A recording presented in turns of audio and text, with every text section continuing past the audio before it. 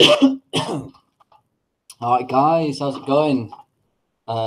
Thanks for tuning in. Hope you can hear me all right.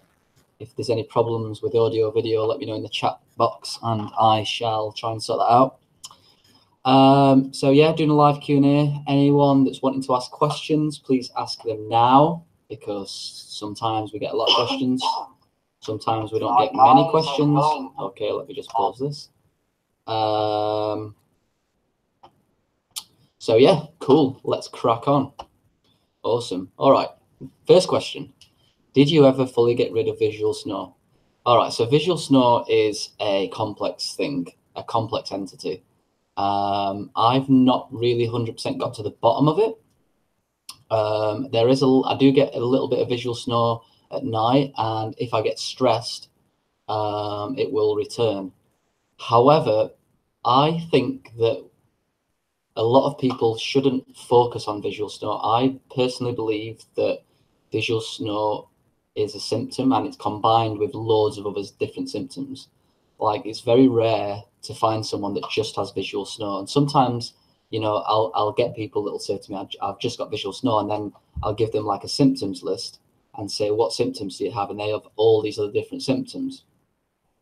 Now, I see a lot of people who've got visual snore will also have things like copper toxicity and adrenal burnout, toxic metals, tight muscles. And what I found is, as I healed, when I removed my brain fog, for example, so a lot of people just assume that the brain fog that they've got is the cause is visual snore, when in reality, no, it's something else. It's not the visual snore that's causing it. So what I found is, when my brain fog improved, when my derealization improved, when my kind of energy improved, my adrenals improved, like my mind and eyes become more clear. You know what I mean? Even though the visual snore aspect of that didn't fully go away initially. And as time went on, my eyes become more clearer and clearer and clearer, until it's got to a point now where in the daytime, it's literally not an issue whatsoever. Even though I still believe it's probably there mildly, because I can see it a little bit at night. But I've also asked like regular people, you know, do you see kind of these pixelated things at nighttime? And a lot of people have told me yes.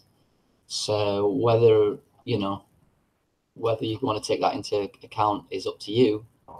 But yeah, what I found with visual snore people is that it's probably not a good idea just to focus on visual snore, because if you fix all the other things, which we have much more information about, you're guaranteed to live a better life.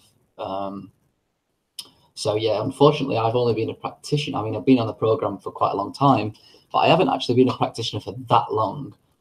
It took me a good 3-4 years, 5 years, in reality, just to be kind of consistent day in, day out. So I don't have the timeline of clients, you know, for me to come online and say, you know, this is the answer. And yeah, I mean, I made a video on visual snore and copper toxicity, and I said it is a theory. It's my kind of theory behind visual snore. So I hope that clears things up for you. Still doing research into it, but that's that. All right, so does hair analysis only give, hold on.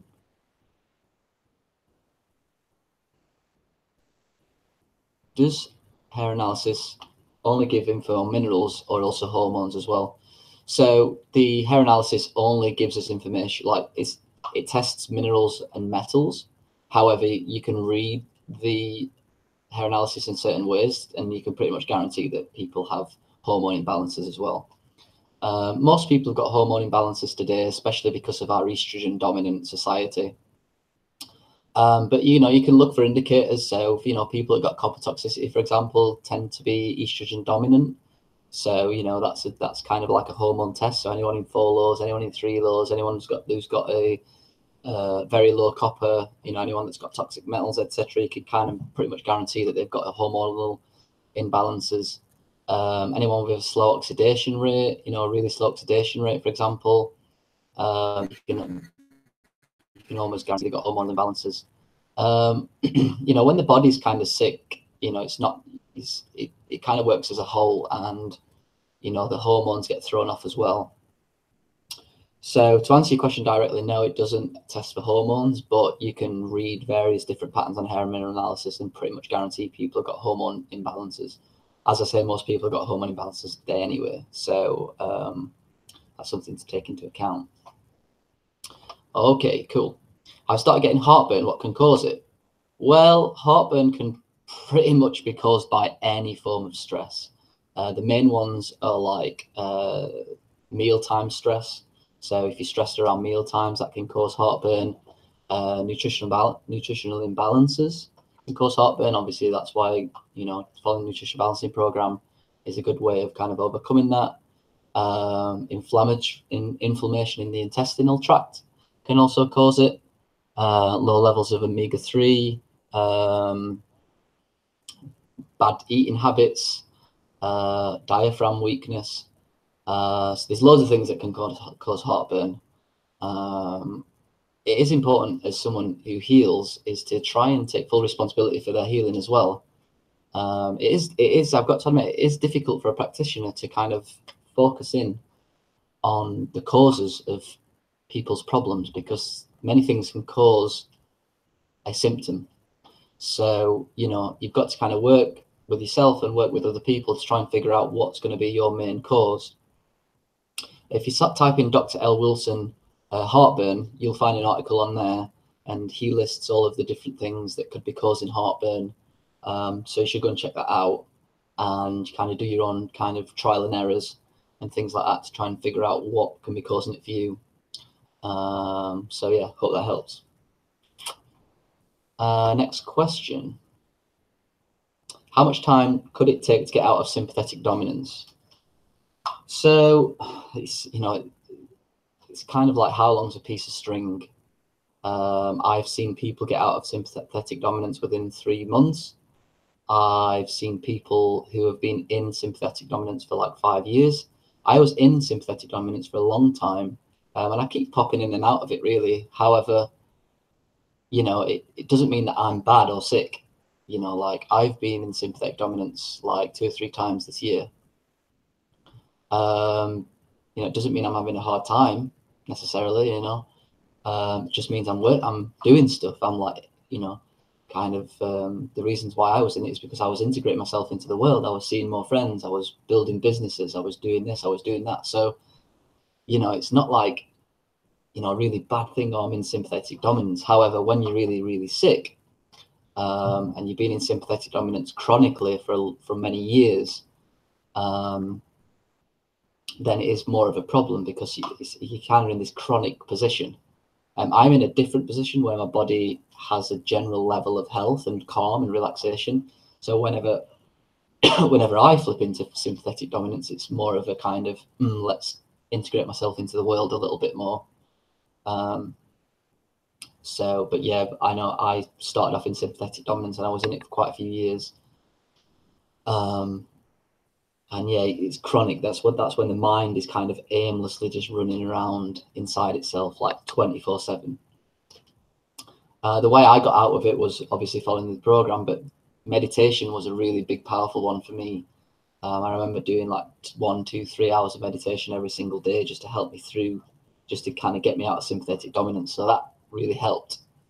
So, you know, the trick is to try and read Dr. Wilson's article kind of over and over and over again until it becomes kind of second knowledge inside your head, about what sympathetic dominance is, why you've got it, and what you can do about it. So yeah, that's that question. I often question why I ended up so badly exhausted after a year of stressing, when it seems like people can go decades stressing and get over it in a couple of months. You know, everyone's different, and I can guarantee you that you probably didn't have a year of stressing. You probably had 20 years of eating rubbish food, you know, having a lifestyle that's not that wholesome. A lot of the times these days, if the mother's sick, they will just take, you know, they will put toxic metals inside inside babies. So as soon as the baby's born, it's kind of already like sick to an extent.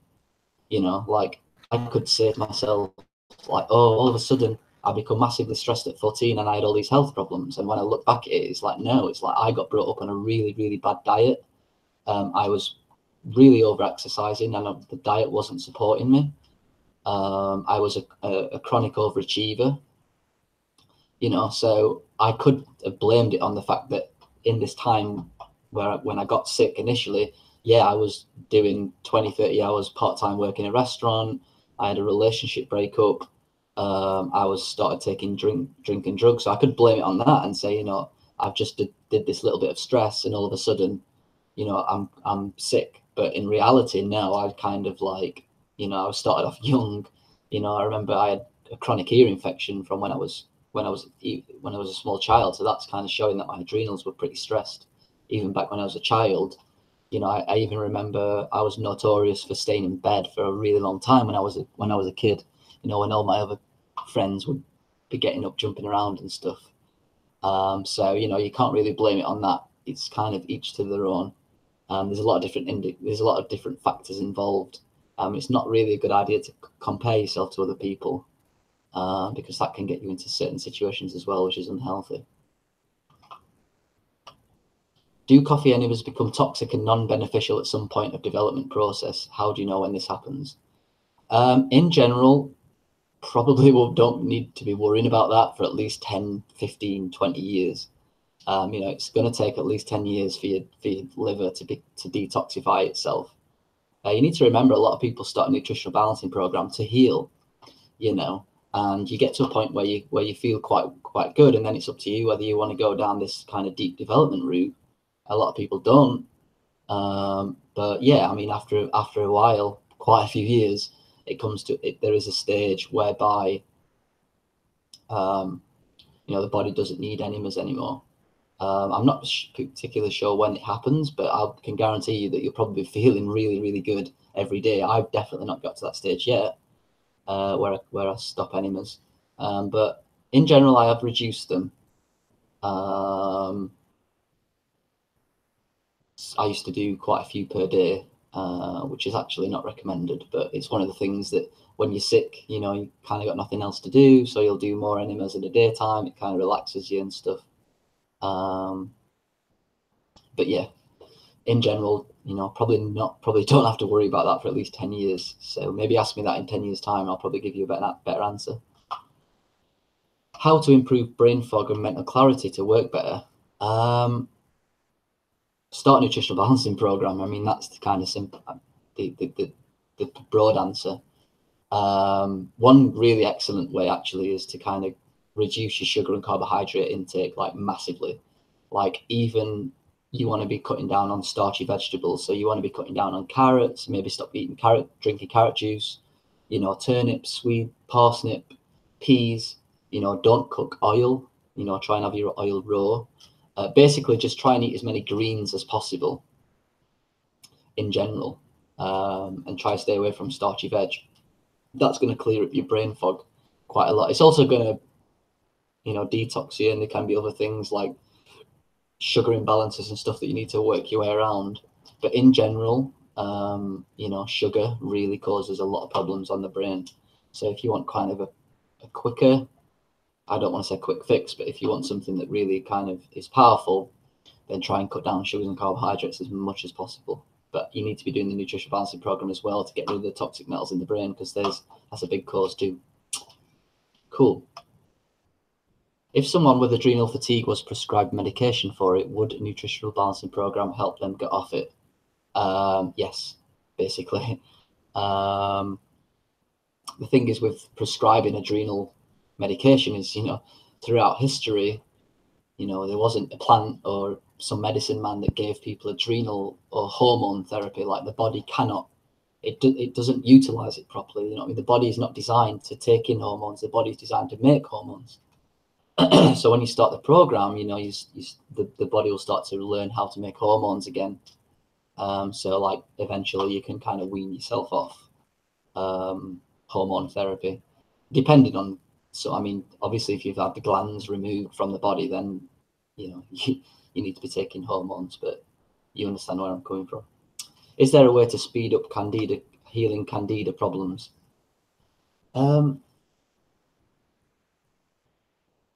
Again, probably similar to the brain fog thing. you know, when you've got serious candida problems, you know, there is a few things on the program that you can kind of stop doing. Carrot juice is usually one that people need to stop doing, like try and supplement wheatgrass juice instead. You know, sauna therapy is excellent for candida. Coffee enemas are excellent for candida. But yeah, what I said before, you know, try and cut down on sugars and starchy vegetables as much as possible. That's going to help you out a lot.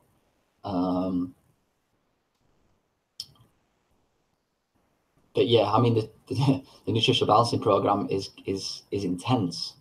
You know, I'm not come across a program yet that says kind of intense and like and unified. I think it is the quickest way of overcoming it. You know, one thing that people don't realize about candida is that candida will not go away unless copper is brought into balance, and this can take quite a few years to do. Also, it won't go away if the adrenal glands are not fixed properly. So when the adrenal glands are kind of working, it will balance out candida and, you know, copper, etc. You know, so you can be on the best sugar and carbohydrate low diet in the world, but you know, if your adrenals and your copper's not balanced properly, like you'll just have a little bit of sugar and you'll be back to square one again. In general. So yeah, hope that's answered your question. Does the MTFR gene deficiency cause electrosensitivity? Tell me more about it and to improve problem with tinnitus. I don't know whether it causes electrosensitivity. I've got no idea. I do know that, like, if you was to test most people for that gene, they will probably come up as positive. It's not something I really worry about because it's one of those genes whereby it's kind of, it looks like it's turned off through mineral deficiencies. So if you kind of increase your minerals, you'll effectively allow the gene to start working again. But not that I'm aware of that it causes electrosensitivity. Tinnitus. Tinnitus is usually caused by toxins in the ear.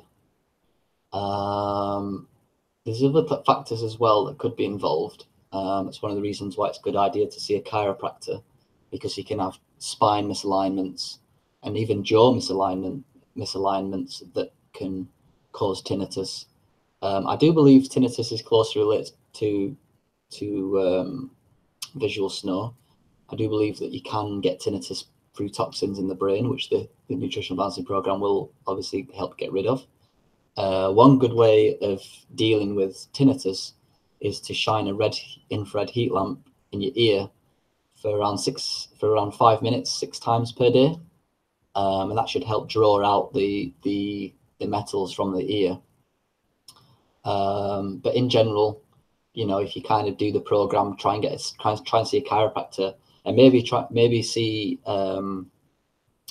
you know, maybe an osteopath or a good massage therapist that can help loosen up some of the muscles at the back of the neck that can also cause tinnitus as well. I got my first hair test back a few days ago. It said oxidation mixed. What does that mean? It basically means that you have some symptoms of someone who's in fast oxidation and some symptoms of someone who's in slow oxidation. Some symptoms of someone who's in fast and some symptoms of someone who's in slow. So you kind of a little bit of slow, a little bit of fast. Usually it's kind of caused by toxins or toxin release. In general, you know, the next test you'll probably go back into slow oxidation in general. But yeah, basically what it means is you got a little bit of fast symptoms, a little bit of slow. So that's why it's called mixed. Is recovery time generally the same as everyone, or does it vary? This is the biggest question I get from people, is how long will it take? It's really difficult to answer because it is literally different for everyone. You know, how sick is a person? How bad was their previous lifestyle? How bad was their previous diet? How stressed they are? How well they stick to the program? I mean, you'll be surprised at the amount of times people kind of, you know, will get frustrated that they're not feeling better, and I will ask them, well, how much are you doing of the nutritional balancing program? And they're not actually doing that much, so it's really important for you to kind of take full responsibility and just to try and do as much as possible. In general, we do kind of say it takes a couple of years at least to try to get the bulk of the toxic metals out of the system. I do have a video on our YouTube channel called, what's it called? I think it's called Getting Through the Initial Stages of a Nutritional Balancing Program, brackets, the 2-year hump. So check that out. Also check out When Did I Get My Energy Back? Am I in peak of health now? No, not necessarily. Am I better than what I was 6 years ago? Like, yeah, massively. I don't think anyone can kind of get out of bed in the morning and say they've healed, especially if they suffered from adrenal burnout. Like, in general, like the adrenals, can't really like get themselves running again, like perfectly. Like you're always kind of gonna have to keep on top of your adrenal glands once you've kind of got adrenal burnout. You will get to a stage in life where you don't really think about adrenal burnout, but generally if you go and do like a month or 1 week or 2 weeks of like intense stuff, like you can kind of regress. So that is something to be aware of, that you can't really expect to healing's a lifelong journey. I mean, if you look at Dr. Wilson, he's constantly developing himself. I suppose you can kind of merge healing with development. And then there's other factors to healing as well. I understand when you're feeling sick, it's really, really easy to kind of just think that, oh, if I feel better physically, then I'll be happy. And although that's true, there are other factors involved that kind of keeps you vibrant, keeps you alive, keeps you happy. Having a good set of friends that kind of have your best interests at heart. Kind of being in the community. Being out in the environment. All these kind of stuff kind of work together to kind of create happiness. But yeah, I mean, health is kind of one thing that's really important to kind of get well. It is the main anchor point is your health. Like your health generally is your wealth, and you can't experience happiness and elation without hormones, without serotonin, without dopamine. And you've got to kind of get this by healing and by being around good people and by being around having good experiences, positive experiences. Giving to the world in a way that suits you. All these kind of things work together as one to kind of make a person feel better. But yeah, it's difficult for me to say how long's recovery time. In general, probably not a good idea to expect things to kind of be start feeling normal within weeks or months. Usually like it's a gradual process. So it takes some time, but it's well worth the effort. And to be fair, like the journey and the understanding, you need kind of a longer time frame. Because there's so many things to kind of work through and to figure out and to change the way that you're thinking, that it takes time. Like if you was to wake up the next morning feeling great, like you can only realize the changes that you'll go through by doing the journey, and you'll understand maybe in 4 years' time what I was meaning by that comment. Okay, what age did you start nutritional balancing, and does age play a role in recovery time? I started at the age of 21. Does age play a role? Yeah, of course it does. If you're older and the body's generally been more toxic for a longer period of time and it's got less vital energy, then it's going to take longer in general to heal itself.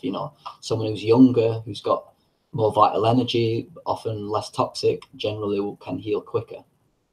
So I suppose I'm quite lucky the fact that I started youngish. I was around 21. So yeah, I'm thinking about moving to Thailand because my state of health is in a critical position and no one can help. So yeah, I moved to Thailand. I'm not sure what you mean by no one can help. Helping healing is you got to help yourself. Do you know what I mean? Like, for me to heal, like no one healed me. I got a lot of advice and help from Dr. Wilson's articles and from practitioners, but like you have to unfortunately take it upon yourself to kind of heal yourself. You know, if you think that other people are going to heal you, then you're kind of in the wrong mindset. You kind of get into this kind of victim mentality, which is difficult to get rid of. But you need to take responsibility. I realized that I was really incredibly sick, and there was no way that I could really stay in England because I was just far too tired. So I ended up moving to Thailand. It was a big help, I've got to admit, especially being in a hot country. But then I did realize after a while certain things. I just thought that if I was physically healthy, that I would be mentally happy.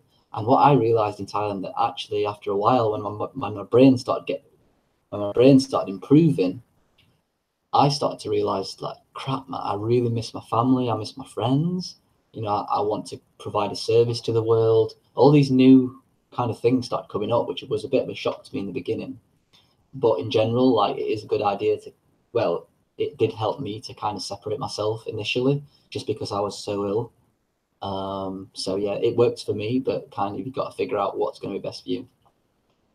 Okay, I've been chemically sensitive and EHS now for 16 years.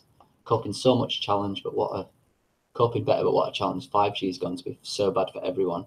I agree.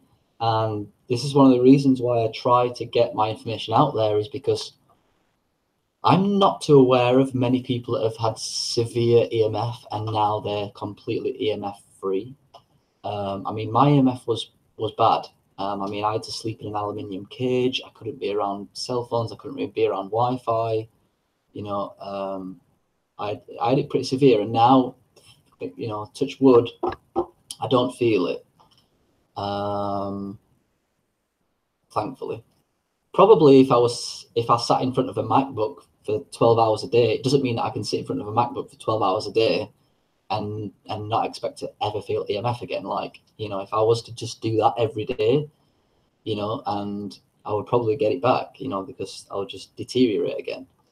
But yeah, so yeah, the trick is not to get away from, well, the trick is, yes, to try and get away from EMF as much as possible. But at the end of the day, it is everywhere. For you to get away from EMF, you need to go and live in the wilderness somewhere in the middle of the wilderness, which is not going to happen in general. So this is why, you know, it's important to get the information out there that you can heal the body to an extent where it doesn't feel the frequencies anymore. But you should still take proactive solutions to get yourself away from EMF, because it's still going to be causing harm in the body regardless. I don't have access to a sauna. Okay, is that the question?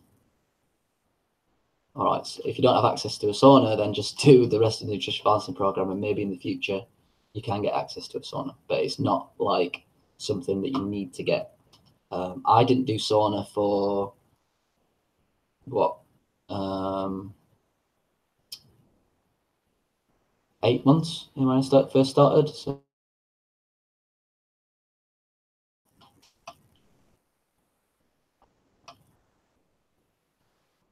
how much do you pay for supplements?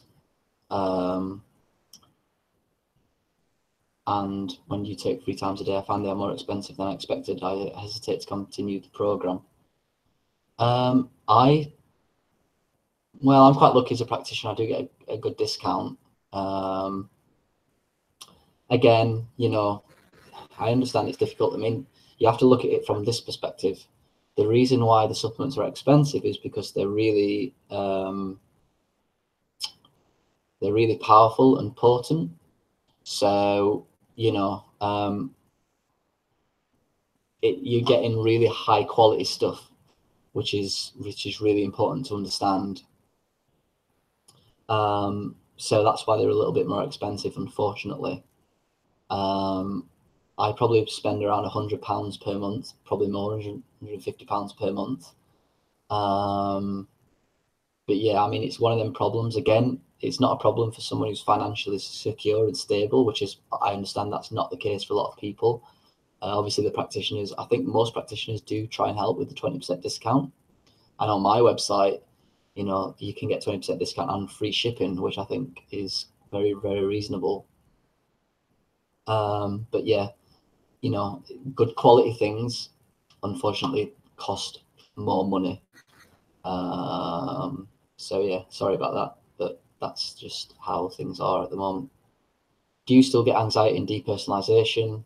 No, never really get anxiety. Obviously, if something like severe happens, like I will get anxiety, but like it's normal anxiety. Do you know what I mean? Like the human body is designed to be anxious in certain situations, you know. So I get anxious, but in situations that mean it's okay to be anxious. Whereas before I was 24/7 anxious. I don't get depersonalization anymore, derealization. I can get brain fog now and again. Usually it's because I've done something I shouldn't do, like I eat too much sugar, or I will have a detox reaction, which will cause brain fog. But in general, you know, I have a healthy level of no anxiety and derealization, depersonalization. So the adrenal glands can never recover 100%. It depends what you mean by it. You know, it's in general, you're probably going to have to be careful of your adrenal glands. Like, it's unwise to think that you can do a healing program for 5 years and then all of a sudden the adrenal glands are absolutely perfect and fine and you can just go off and do anything you want. Like, that's not really a realistic way to look at things. You know, yeah, you can fully recover the adrenal glands. Like, it takes a lot of work, you know, quite a few years, 10, maybe 10, 15 years. But I wouldn't worry about that too much now. Like for example, if I was to go out and do really stressful things for a month, I would probably start regressing. But that's fine because I'm quite happy with living a healthy life. Like, I know that I'm happier when I'm more restful. You know, I know that I'm more, you know, I'm fine. Just I'm keeping myself healthy, so I don't really think about it too much, whether my adrenal glands are fixed 100%, like, because I live quite a good life. So yeah, I have weight. I have lost weight, muscle while healing from adrenal fatigue. Is it recommendable to increase muscles with weightlifting? It is too stressing. So usually I did a video. My last video, I talked a little bit about weight loss. So usually when a person starts the program, they can lose weight. I lost about 1.5 stone in the beginning of the program. My family started getting worried about me, thinking that there was something seriously wrong. You know, one of the reasons why people lose weight is it depends how big you are. Like, the human body is designed to be lean. So I don't, if you see my kind of stature, I'm quite lean. You know, that's how the body should look. So, you know, if you're a big person and you've lost weight, then that's kind of normal. You know, if you're a small person and you've lost weight, like, well, I had 1.5 stone built on me, which was quite a lot of muscle, and I kind of lost that. And although it looks bad, in reality, like, now everyone's got used to it, and I've got used to it. It's pretty fine. So, you know, weightlifting is probably not a good idea if you're really burnt out. Like, you know, I've actually started doing a few weights now, but I can handle it. But you know, if you're not worried, if you're kind of, I wasn't worried about losing weight necessarily because I knew that if this was going to help me feel better, like, that's fine. But a lot of people that are attached to their body look, their body image, you know, obviously it can be a problem losing weight. It doesn't mean there's anything wrong with the program. It just means that that's kind of how the body should be, which is quite lean. If you look at indigenous tribes, for example, if you see their bodies, very lean. And yeah, obviously they're muscular as well, but in a lean way. So anyway, I hope that answers your question. If one is pregnant, should one start the program before or after birth? Does pregnancy affect hair mineral analysis? So, you know, we found no problems with people starting the program when they're pregnant, or it's better to start the program before you get pregnant, if that's possible. Just kind of prenatal care is really, really important. I haven't worked that much. Well, I haven't worked really with anyone that's pregnant while doing the program personally, so I can't really tell you whether things affect how things are affected on hair mineral analysis. I imagine maybe, but that's something that I probably can't answer. just because I had enough experience with it. But yeah, I do know that people are fine to start the program when they're pregnant. But as I say, you know, the best thing to do is to just start straight away. And you know, prenatal care should start now, really. Do you still work on a computer with a projector, and do you use a smartphone now? Yeah, I don't use a projector as much anymore. I don't really. Yeah, I don't need to be fair. I do use a smartphone. You know, I do ensure, for example, it's turned off at night. But you know, smartphones are, at the end of the day, are handy devices. You know, I can do all of my work from a smartphone. You know, so it's one of them things where it's like, I know it's giving out EMF, but it's really handy. And you know, if I can live in it, if I can be happy and energetic, and not really worry about it too much, I'm not going to get too, like, you know, I don't want to get too anal, if I can use that word, about things. You know, I'll do my best to reduce. You know, our house is wired with EMF, wired with a router. We use Ethernet. You know, I keep turn my phone off at night. You know, I although I use the computer a lot, I'm not on it 24/7. I do have a lot of downtime from the computer. We have Mem device now in our house. So you know, but yeah, I'm not one of these people that are gonna like get too anal about it at the moment. But yeah, I still use a laptop and a smartphone. Lewis, how does it feel to have clarity, clear vision, blurring running remote?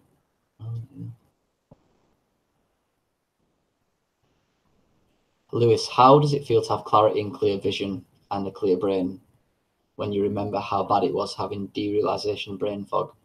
I can't even imagine how it will feel. It feels normal. It feels right. It feels just it just feels normal, and it's hard to imagine how that is. You know, I didn't, like, when I started to become clear, it was shock to me.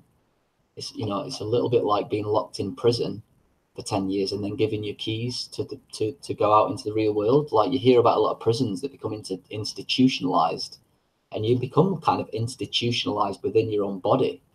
So, you know, when my brain started becoming clearer, like, it was literally as if someone said, okay, Lewis, you finished in jail now. You know, here's the keys to your prison door.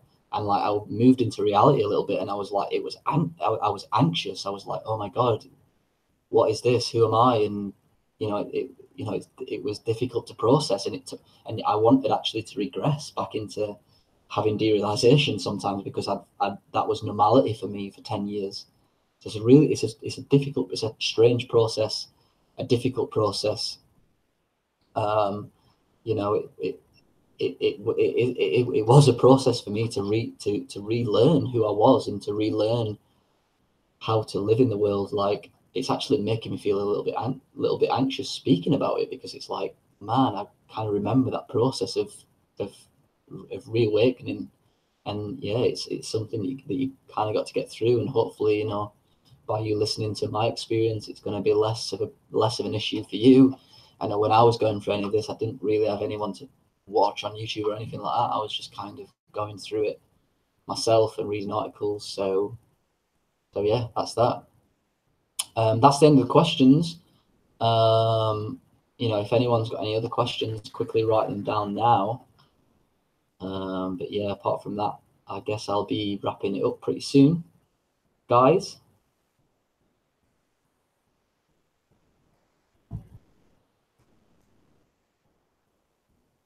So yeah, just going to leave it 5 minutes for anyone that wants to ask any more questions. Well, thanks, Arigala. Thanks for all your selfless help. Keep up with your videos. I have watched it all in my healing journey. And this is the reason why I do this for people, is to help. You know, one of the things that you will realize as you heal is that naturally you want to kind of give back to the world a little bit. And hopefully that, you know, these YouTube channels and these live Q&As are kind of my gift back. And the feeling you get from people acknowledging the fact that you're trying to help is really gratifying and really nice. So, you know, thanks a lot. Those comments are the reasons why I keep doing it. So much appreciated. Okay, a couple more questions. Have you heard from people healing their vision with eye exercises? Yes, I have. I've heard it works really well. Just to make people aware, these are eye exercises for things like short-sightedness and long-sightedness, not necessarily things like visual snore or trailing images or anything like that. But yeah, people that have got long sightedness or short sightedness, yeah, I have heard that these exercises can work very well. So I do recommend them. So yeah, you should try and check them out. I have some vision damage from my somewhat above normal exposure to bright lights. Can this be repaired on the program? I have clear vision, just some vision loss. I don't know. I've not had the experience with that. I'm not sure. I would imagine that if you've damaged your retina, I mean that potentially could be problematic. But I have not come across anyone with that at the moment. I'm sorry I don't want to sound bad, but yeah, I can't really answer that question.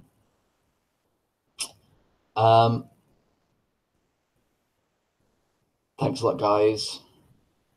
You can overcome things, I'm not going to sit here and tell you it's easy, because it wasn't easy for me. Some people, come onto the program and they've got a general level of decent health, and they will start the program and they'll feel good pretty instantly.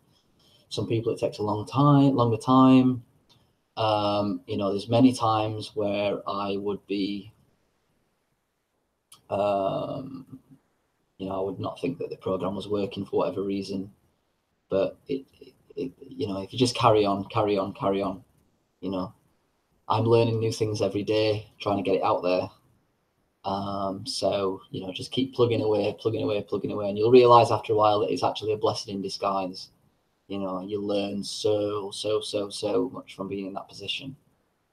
So yeah, cool. Yeah, I will try and improve the camera quality. This camera's not too bad, actually. I think maybe if you've got a weaker connection, the problem is going live is it's always going to potentially be laggy. Yeah, and it is a little bit dark here as well, so there's a bit of graininess going off. I need to be a bit careful about using a really high quality camera when I'm doing live videos, because if I'm using a high quality camera with 1080p definition or 4K and I've got my internet connection's not good enough, it's just going to cause problems. So yeah, sorry about that.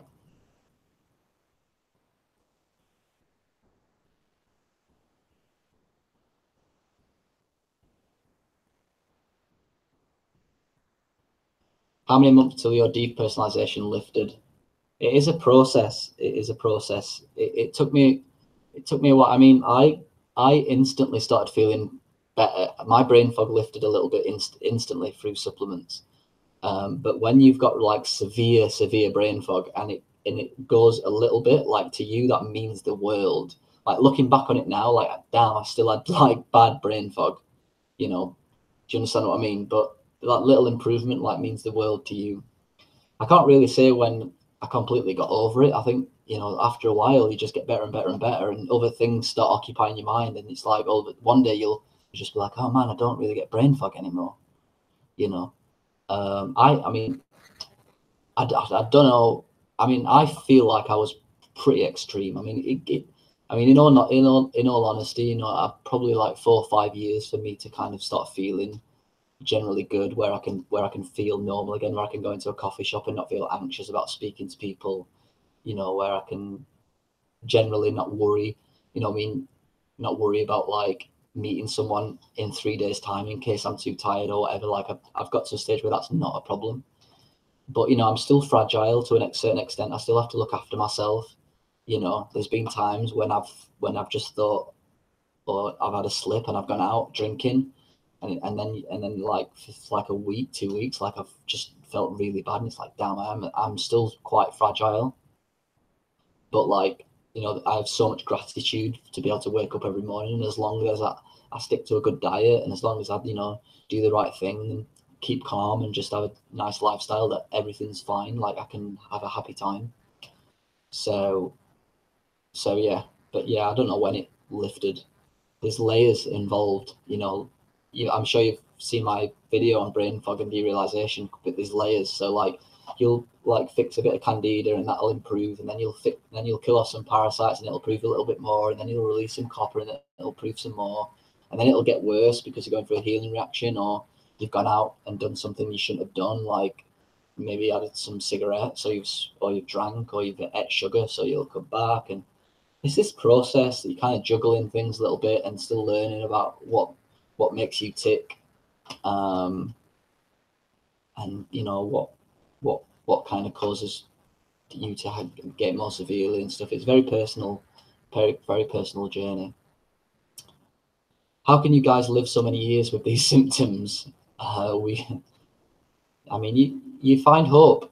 You know, Dr. Wilson gave me a lot of hope, and you know, hopefully I can give you hope too, that knowing that there is a light at the end of the tunnel, you know, just to keep moving forward, learn more information, read more articles, listen to more YouTube videos, you know, try and laugh. I mean, I know it's difficult, but there's a guy called Carl Pilkington, for example.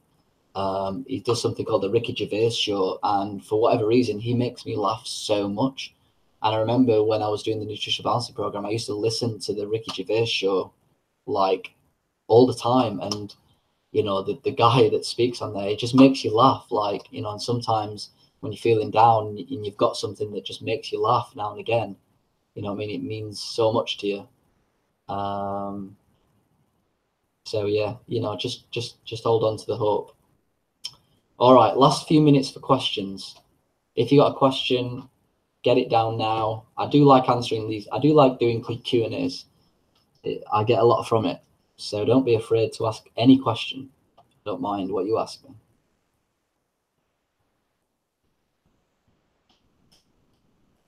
And thanks for coming on, by the way, guys. I really appreciate it. You know, it's really difficult sometimes when you feel like you've got a lot of information to share with people and people are not there. You know, I had so much frustration in the beginning of the program when I was finding out about all this information, and you would go on YouTube forums and all this kind of stuff, and they would just be telling you that you're lying and telling you that you're talking rubbish and this and this. So it's really nice to see people asking questions and stuff. So yeah, I'm going to start doing more of these live Q&As. So please keep tuning in.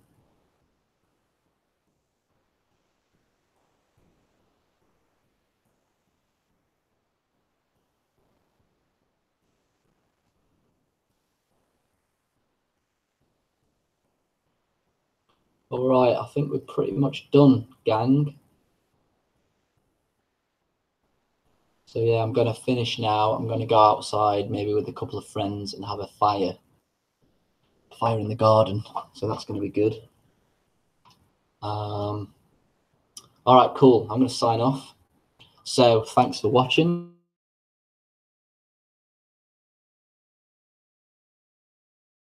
Live Q&A, I'm going to send out a newsletter. It's not been working properly recently, so I'm going to get that fixed. All right, guys, cool. Thanks for watching. Thanks for the questions. Peace out.